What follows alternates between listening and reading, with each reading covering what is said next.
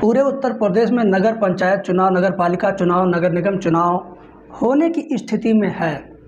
तो अभी ये चुनाव होगा कि नहीं होगा, कब होगा चुनाव, इसके बारे में मैं बताऊंगा ही बताऊंगा। और इसके साथ ही साथ जनता का दर्द और जनता के बीच में चल रही गलत और सही अफवाहों के बारे में भी मैं इस वीडियो के अंदर बात करूंगा। तो सबसे पहले आप जान लेते हैं कि चुनाव नगर पंचायत अध्यक्ष और नगर पंचायत वार्ड मेंबर का कब होगा।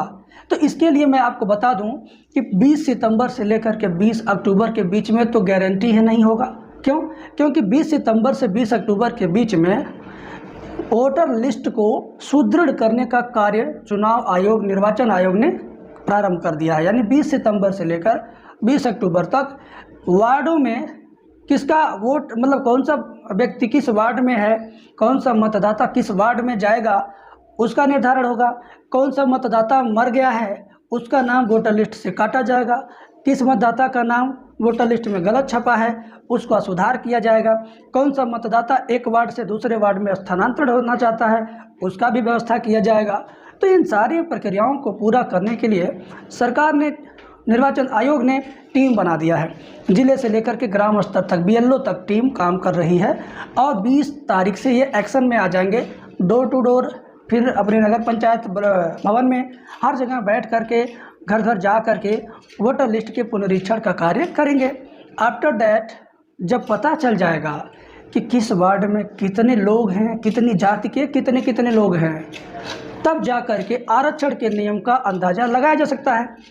तो कुल मिला जुला करके चुनाव 20 अक्टूबर के बाद से तारीखें आना शुरू हो जाएंगी कि कब क्या होना है।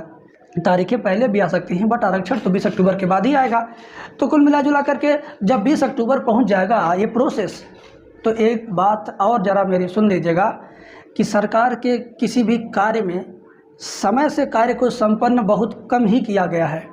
कार्य को करने में निर्धारित समय से ज़्यादा समय लग जाता है, इस बात को आप मानते होंगे। अगर 20 सितंबर से 20 अक्टूबर तक का डेट दिया गया है तो मान के चलो यार 10 दिन और विलम्ब होगा। 30 अक्टूबर यानी नवंबर और दिसंबर 2 महीने बचेंगे जिसमें आपका चुनाव होना है।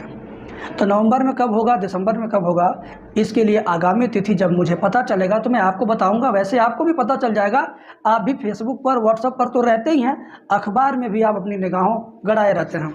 तो अब मैं बात करता हूं कि भाई जहां जहां नई नई नगर पंचायतें बनी हैं या जिन गाँवों को पुरानी नगर पंचायत में सम्मिलित किया गया है या जिन गाँवों को नगर निगम में जोड़ा गया है जहाँ पर प्रधानी का राज चलता था, अब वहाँ पर नगर पंचायत अध्यक्ष, वार्ड मेंबर का राज चलने वाला है।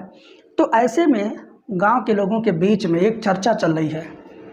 सबसे बड़ी अफवाह रूपी चर्चा यह है कि अब आपको अपने घर में रहने का टैक्स देना पड़ेगा। ज़रा सोचिएगा, जो गांव नगर पंचायत में सम्मिलित हुए हैं उन गांव के लोगों के बीच में खाली समय में, टाइम पास वाले टाइम में क्या चर्चा चलती है? नगर पंचायत हो जाने से बड़ी परेशानी है। क्या परेशानी है भाई? परेशानी यह है कि अब आपको अपने घर में रहने का टैक्स देना पड़ेगा, घर बनाने के लिए नक्शा पास कराना पड़ेगा, नक्शा पास कराने में घूस देना पड़ेगा, बिजली का बिल पहले कम आता था, अब शहरी बिजली का बिल आएगा, ज़्यादा आएगा। बिजली का बिल पहले इकट्ठा होता था 20,000, 25,000, 50,000, तब हम लोग देते थे किसी तरह से छूट छाट करा के, लेकिन अब हर महीने देना पड़ेगा। तो नगर पंचायत में गांव सम्मिलित हो गए, इस बात की खुशी है कि हमारा जीवन शैली शहरी हो जाएगा, लेकिन इस बात का गम भी है लोगों को कि अब ये परेशानी आएगी, पानी पीने का पैसा देना पड़ेगा, बिजली का बिल ज़्यादा आएगा, अपने घर में रहने का टैक्स देना पड़ेगा और भी अलग अलग तरीके का टैक्स देना पड़ेगा। गांव में जो हमारे घर बना हुआ है, एक हाथ इधर टेढ़ा हो गया, उधर सीधा हो गया है, अब ये घर मेरा हो सकता है कि जब सड़क बने तो ये घर गिराया जाएगा, ऐसा भी लोगों के मन में आ रहा है। कुछ लोगों का कहना है कि बंजर ज़मीन में जहाँ जहाँ जिन लोगों ने 1 हाथ, 2 हाथ, 10 हाथ कब्जा किया है वो सारा कब्जा हटवाया जाएगा, वहाँ पर कुछ नया नया चीज़ बनाया जाएगा। तो जिन लोगों का घर, खलिहान, खेत या उनका द्वारा ऐसी जगहों से कनेक्टेड है जहाँ पर बंजर ज़मीनें हैं, जहाँ पर सरकारी ज़मीनें हैं, वहाँ के लोग आपस में असमंजस में हैं, डरे हुए भी हैं। वे सोच रहे हैं कि इतना सारा बदलाव जब हो रहा है तो ये भी होगा कि बंजर ज़मीन में मेरा 2 हाथ ज़्यादा घर बना हुआ, मुझे 2 हाथ वापस आना पड़ेगा, तो कितनी बड़ी परेशानी होगी। किसी के गाय भैंस बांधने का जगह होगा वो, अब उसको हटा करके उसे अपनी दूसरी जगह स्थानांतरित करना पड़ेगा। तो कुल मिला जुला करके लोगों को परेशानियों का सामना करना पड़ेगा। ऐसा भी मैसेज गांव-गांव में चर्चा में है। सिर्फ उन गाँवों में चर्चा में है जिन गाँवों को नगर पंचायत में सम्मिलित किया जाना है, क्योंकि गाँव के कुछ लोग जो टाइम पास करने के लिए एक दूसरे के बीच में घूमते रहते हैं, कभी तम्बाकू के लिए या कभी किसी और चीज़ के लिए, तो वहाँ पर ये चर्चाएँ लगातार चल रही हैं। खैर, ये बातें कोई किसी से मजाक में कह रहा है, कोई गंभीरता से कह रहा है, तो कोई इसको सीरियस ले रहा है, कोई इसको गंभीरता से नहीं ले रहा है। तो कुल मिला जुला करके किसी के ऊपर इसका साइड इफ़ेक्ट ज़्यादा हो रहा है, किसी के ऊपर कोई प्रभाव नहीं है। तो अब जो प्रत्याशी वोट मांगने के लिए, चाहे वो सदस्य हों, सभासद प्रत्याशी हों, चाहे नगर पंचायत अध्यक्ष चेयरमैन प्रत्याशी हों, इन लोगों को गांव के बीच में जाकर के सिर्फ अपना वोट ही बनाने के बारे में नहीं सोचना चाहिए।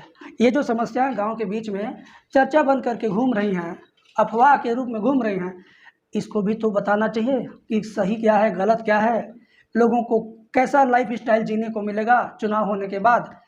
तो मैं पर्सनली अपनी तरफ से इस वीडियो को देखने वाले सभी दर्शकों से कहना चाहूँगा कि अगर आप इसको समझाने में, सुधारने में, अच्छी तरीके से लोगों को कन्विंस करने में सक्षम हैं, तो ज़रूर आप अपने ग्राम सभा में, अपने क्षेत्र में, अपने वार्ड में करिएगा।